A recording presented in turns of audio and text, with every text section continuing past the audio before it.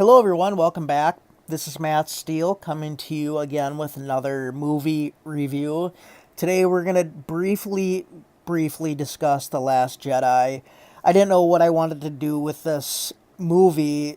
It took a long time for me to process a lot of things in this movie. So, there are a lot of good reviews out there, a lot of good breakdowns on story arc and whatnot. This is going to be something a little different. I kind of wanted to keep it simple and do three things I liked about it and three things I didn't care as much for.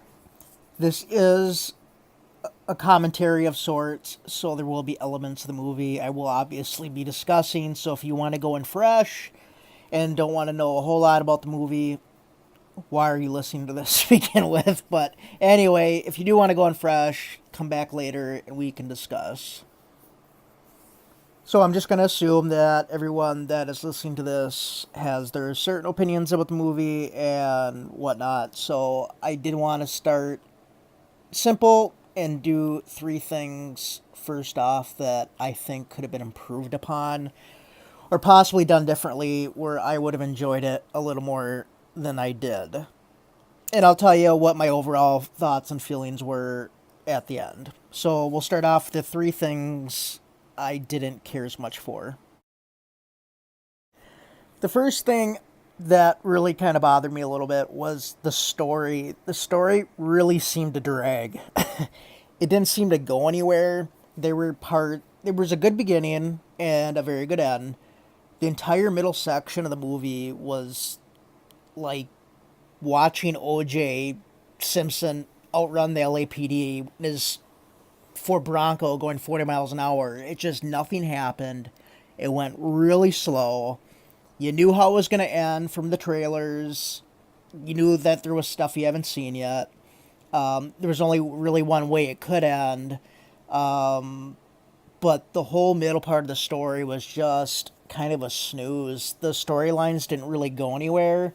And it was kind of sad and depressing in a lot of ways. And I don't go to Star Wars to be enlightened by any means, but I do want to feel jovial to some extent. But the story seemed to drag a little bit, and there were certain parts that could have definitely been sped up and kept out, and some other things that could have definitely been extended.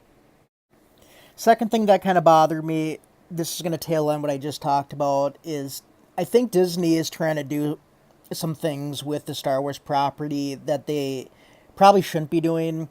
They did the whole different directors thing, different takes on different properties with Marvel, and I think they're trying to take that approach with Star Wars, and I really don't think they should be.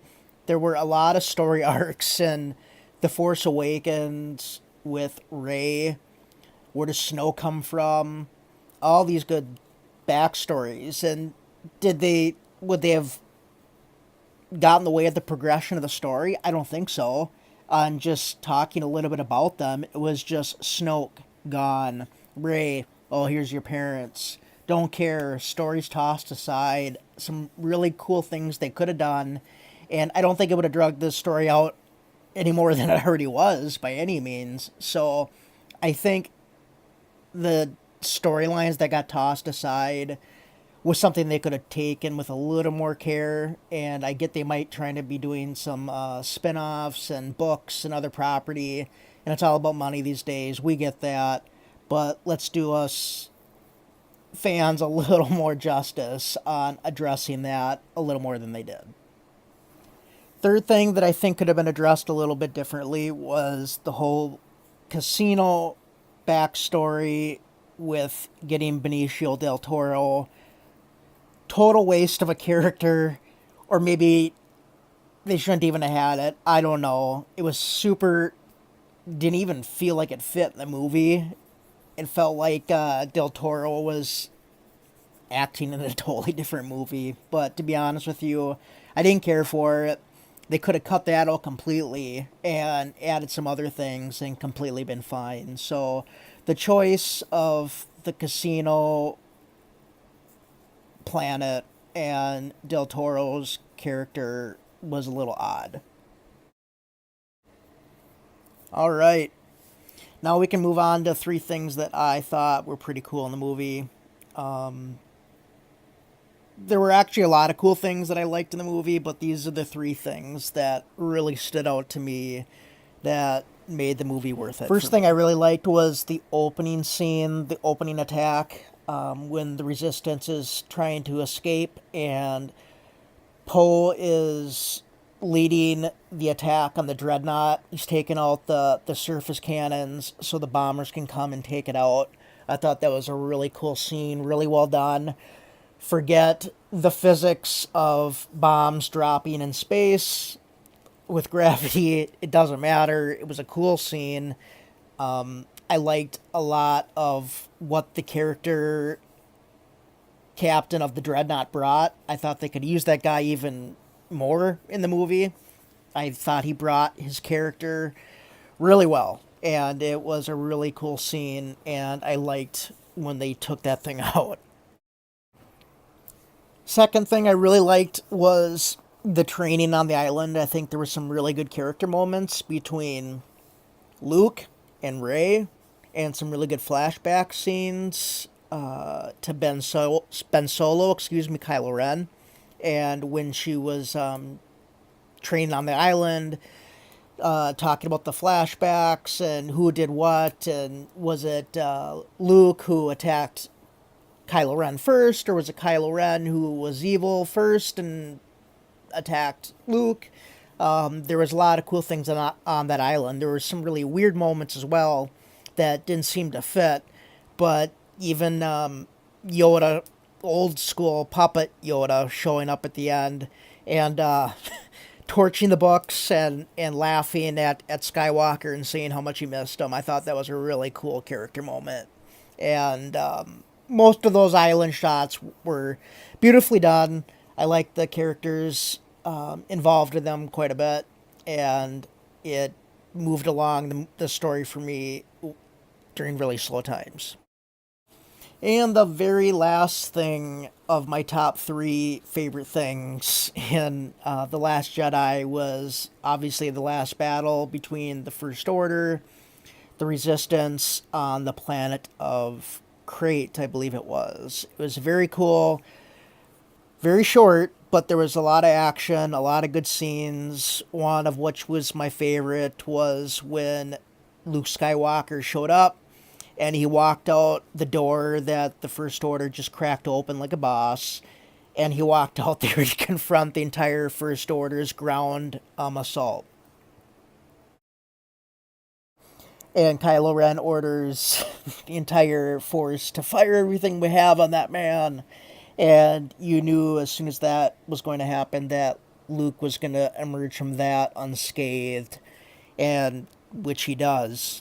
And then Kylo decides to come down and fight him mano a mano. And that was a cool duel scene in itself. And then at the end, come to realize that Luke was just using his crazy force powers to manifest himself on that planet and take on Kylo Ren as far away as he did, which just gives you a very small taste of how powerful Skywalker probably is, and able to force project himself that far away. So that was really cool. Even when Chewie and Rey and the little birds that torment Chewie showed up on Crate and distracted the First Order's air assault on the Resistance and drew them away in those caverns of the planet. That was a really cool chase scene.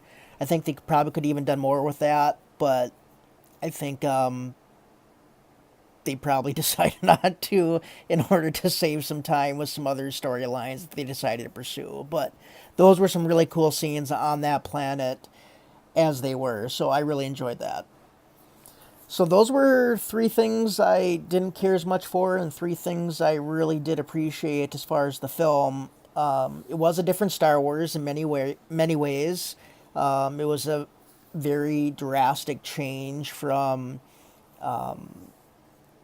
the first one in this installment in The Force Awakens, and I think they definitely this in some bold directions, which I did appreciate, and some other times I had to question what they were doing. But in either case, I recommend it. It's one of those movies you have to kind of see over and over to kind of get a better sense of appreciation for some things. But overall, I did like it. Thanks for listening in.